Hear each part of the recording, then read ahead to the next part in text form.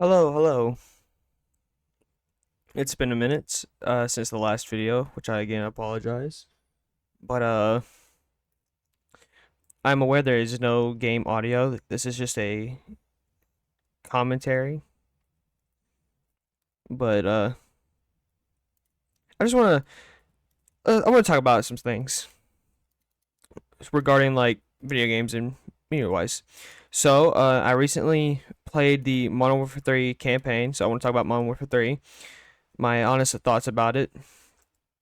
So, I didn't play Modern Warfare 3 when it did its multiplayer beta because I'm gonna be honest with you, guys, I kind of gave up on multiplayer when Modern Warfare 2 happened. So I don't plan on playing any more Call of Duty Modern Warfare or Black Ops multiplayers anymore due to them not being good.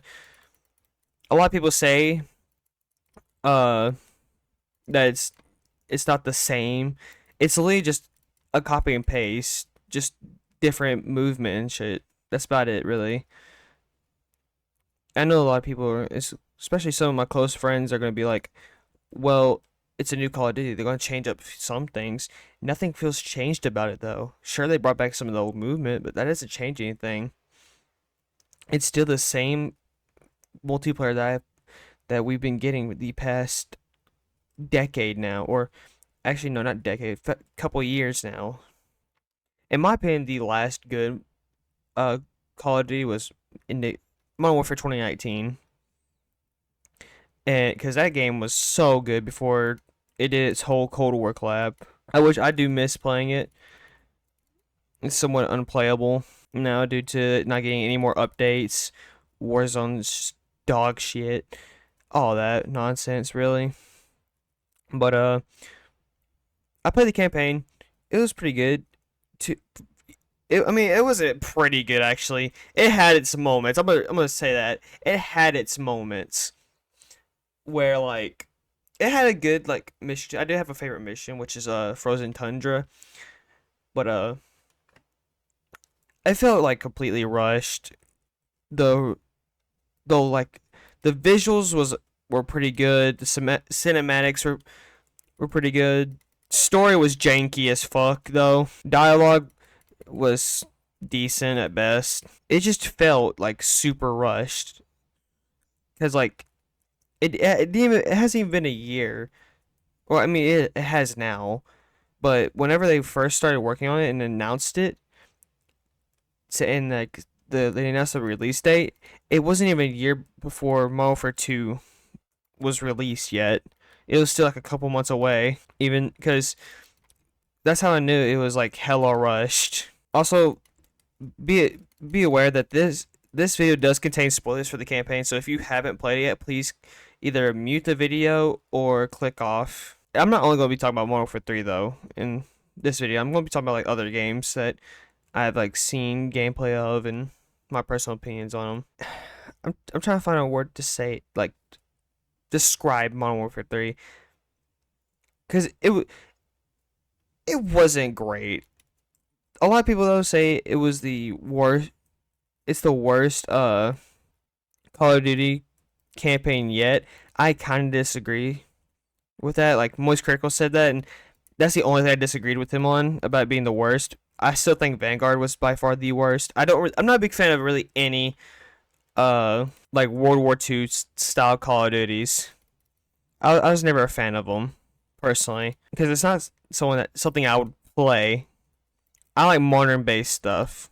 But yeah, again, this contains spoilers for the campaign, so if you don't want to be spoiled, don't watch the rest of this video. But there is a death, and it's by far the dumbest way to kill off a character. The character in question is, in fact, Soap McTavish. Because in my opinion, he got the side character treatment. And basically, what side character treatment is basically when you kill off someone who's not entirely like a part of the main story. They'll appear, but they don't play a big part basically. And that's what the side character treatment is. And I feel like that's what they gave Soap this game, because his death was felt unnecessary and useless. Like it was just a single shot to the shoulder and then one to the head by Makarov, which in my opinion was the dumbest way to kill him off, considering what his death was like in the original Modern Warfare game. So like whenever I was playing that final mission, yeah, by the way, that was the final mission. They ended the campaign with killing off Ghost. I'm not Ghost, Soap. That's how they ended off the campaign, which really would piss me off. It was like so stupid though. Soap is by like one of the faces of Call of Duty. All right, Price might be like the number one of the Modern Warfare series or Ghost, but Soap is like plays a big part in the Modern Warfare franchise, and there's no denying that. But because without him, we probably would have lost Price in the original Call of Duty. Now we did get an after credit cutscene as like every other Modern Warfare game, and it's when Price confronts Shepard, and the cutscene ends with Price shooting him in the head. Here's how I see it right now.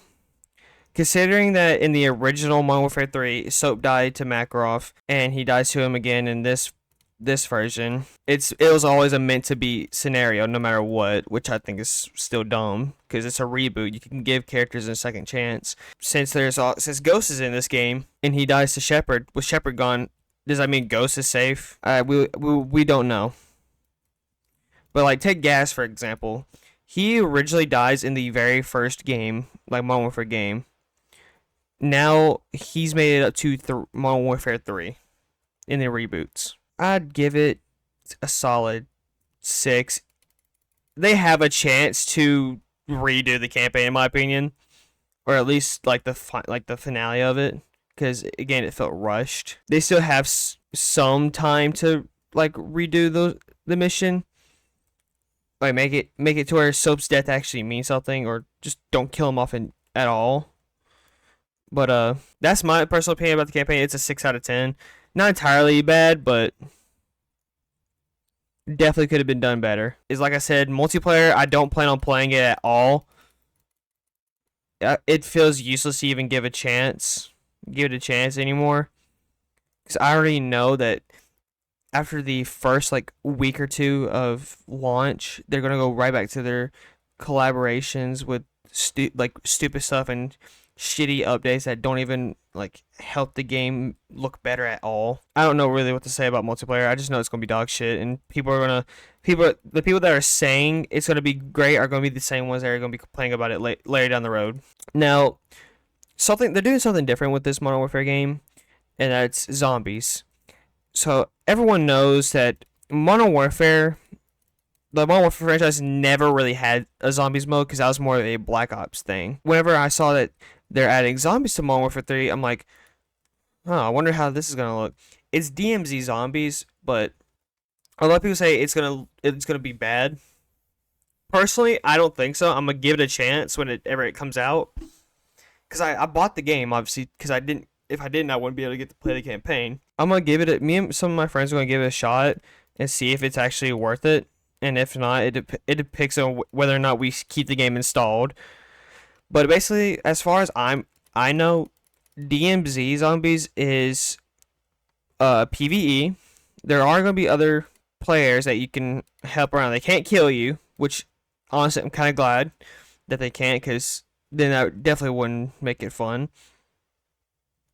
But there is AI that can shoot at you and stuff, because there's other like bad guys in the air other than zombies. But it's basically like Cold War zombies, because it's going back to the Cold War timeline. And it's got like the Mangler, the Mimic, the Abomination, and like another monster that I have no clue what the fuck it is. I just know it looks like a giant worm. It looks fun in my opinion to try out. I kind of can't wait to, because I think it's going to be good personally. Then again, I am the same guy who actually enjoyed Cold War Zombies. I really base off games off their campaign and multiplayer when it comes to like games like this. So it's on the Warzone map obviously because it's DMZ, and it has 3 zones. There is a safe zone, yellow zone, or actually no, there's a safe zone, green zone, yellow zone, and red zone. Now the safe zone, I'm pretty sure. I think there's a green safe zone. It might be just green zone. So I'm gonna just say green zone for now. Apologies. So green zone is basically like the easier, like the super easy zombies that are like not armored or anything. Yellow zone is armored zombies and manglers. Red zone is where it's all at. Armored zombies, manglers, abominations, mimics, all that. And I'm pretty sure that's where the boss fight is. Basically, you're like collecting intel and stopping uh the bad guys and stuff, and you're exfilling. That's basically about it. I know that sounds boring, but in my opinion, from the gameplay that they showed, it looks fun, and I want to try it out. But yeah, it picks up from the zombie storyline Cold War, because in the cutscene that they showed, it had Victor Sakayev claiming the Requiem canister off the dead corpse of Weaver, I think Romanov, and a few others that I can't really name because, to be honest, they were skeletons or decaying bodies, so it was hard to tell. But they got that. So Weaver is dead, obviously, and in the middle of like claiming it, he gets into a shootout with the Victor Skype, and his team gets in a shootout with the police, and they release it. It turns everyone into zombies, except for him because he gets away. That's basically the story of it, of how it happened. And the red zone is the spot where it first gets released. But personally, I don't have my hopes too high for Modern Warfare 3. I just really want to play the zombies and get it over with. But yeah, that's my honest thoughts about Modern Warfare 3.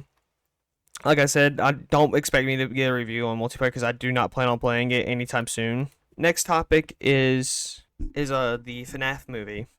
I watched the FNaf movie like 2 days after it came out because I didn't get to go see it in theaters, sadly. So I watched it on Peacock, and honestly, I think it was an 8.5 out of 10. Again, spoilers. There's gonna be a lot of spoilers in this video. The only thing I didn't like about the movie was the fort scene where the animatronics built a fort. I know it shows that they are also still kids. I still think that's so dumb.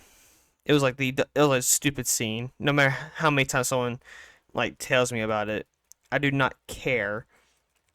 That is the dumbest scene I've ever had to witness. But other than that, the movie was pretty good.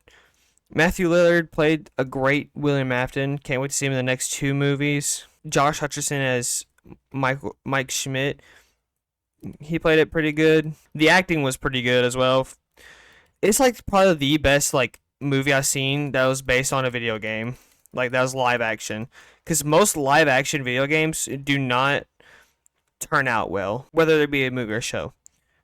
For example, the Halo show. Probably one of the worst shows to ever watch. Now, a good show that was based on a video game, Arcane. Arcane was probably one of my favorite shows of all time. Even though it currently only has 1 season, even though it's getting season 2 in winter 2024. And I'm so excited about that. I loved Arcane. Everything about Arcane was like perfect. Yeah, Arcane, definitely 11 out of 10. I do highly recommend it. Even my friend Gorman, who's not a League fan, he actually despises League. I got him to watch it with me one time, even though I've already seen it. But I was showing it to him, and he said he loved it. He still hates League though. Basically, my point is most movies or shows based on video games don't ever turn out great. And for a movie about a indie horror game, where you're just watching 2 doorways and watching some cameras, to get a movie about that and it turns out like that, that was amazing.